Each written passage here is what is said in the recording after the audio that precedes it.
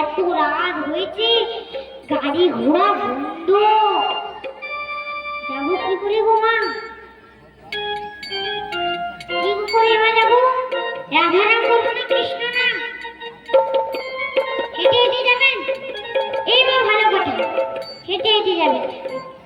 আচ্ছা মা, হেঁটে হেঁটে যাবো তো হ্যাঁ, কিন্তু মা কৃষ্ণ নাম করবো না রাধা নাম গো মা? কৃষ্ণ নাম না রাধা নাম? একটু বললাম না, শুনতেই পারলাম না। সবাইকে বললাম না জোর করে রাধা নাম, কেন কৃষ্ণ নাম বললে হবে না? না কেন? রাধা রানী হচ্ছে আশ্রয়, আর বিষয়টা হচ্ছে মা অনাদিরাদি গোবিন্দ। এই যদি আশ্রয়টা যদি না থাকতো, এই বিষয়রূপী প্যান্ডেলটা কি আর হতো না? এখানে আশ্রয়টা, এই জায়গাটা আছে বলে এই কমিটি, এই জায়গার উপরে এত বড় হরি ভোগ লাগছে রে সাগর। যদি এখানে জায়গাটা না থাকতো কি হতো? কমিটি পারতো? পারতো না। তাহলে মা আমরা সবাই বৃন্দাবনে যাবো, তাই তো?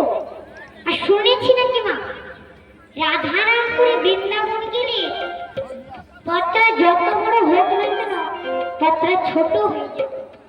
তাই আমরা আবার রাধারাম করতে করতে বৃন্দাবন যাবো সবাই। রাধা রাধা বলো ওরে যদি যাবি মধুর বৃন্দাবন। রাধা রাধা বলে ওরে যদি যাবে মধুর বৃন্দাবন।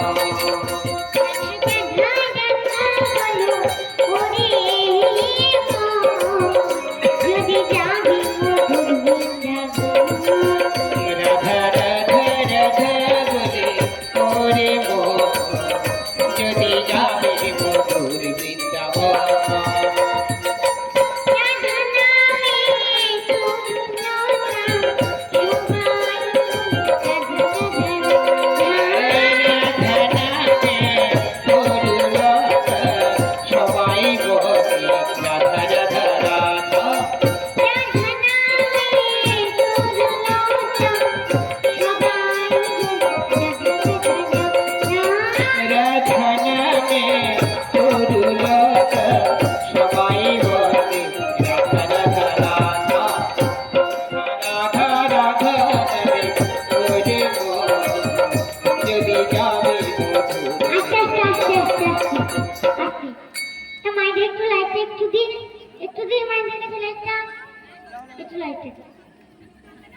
ও মা, আচ্ছা মা, আপনার তো হাতে তেল দিয়ে বলছেন না কেন গো?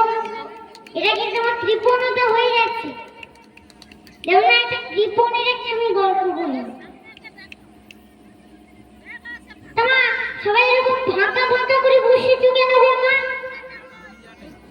আমি তো কাউকে দেখতে পাচ্ছি না, সামনে বসলে একটু ভালো হতো। আর আপনারা সেদিকে চলে গেছেন কেন? লাইটের ভয়?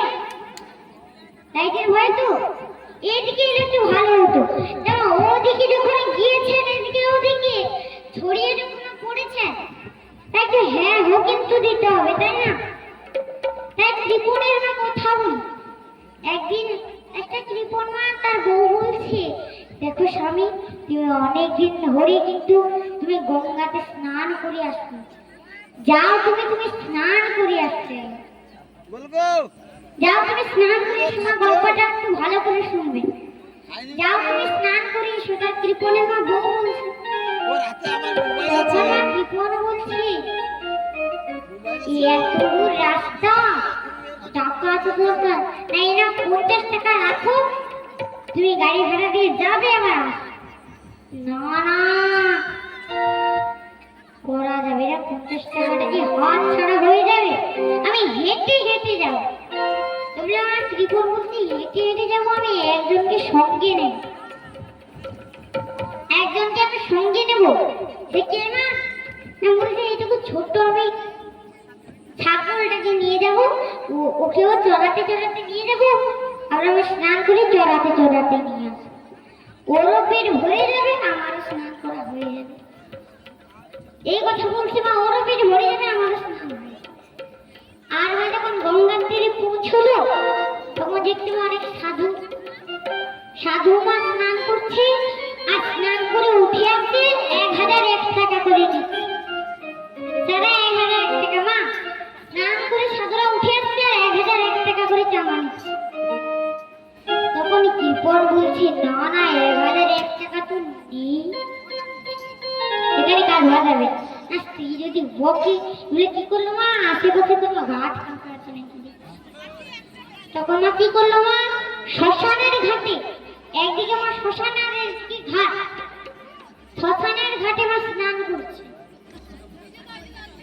শ্মশানের ঘাটে আর কিছুক্ষণ তখন মা আমার ভগবান বললেন আমি একটু ওকে পরীক্ষা করে দেখি আমি একটু ওকে পরীক্ষা করে দেখি তো ভগবান কি করলো মা পান্ডা রূপে এসে নবদ্বীপে যে মা পান্ডা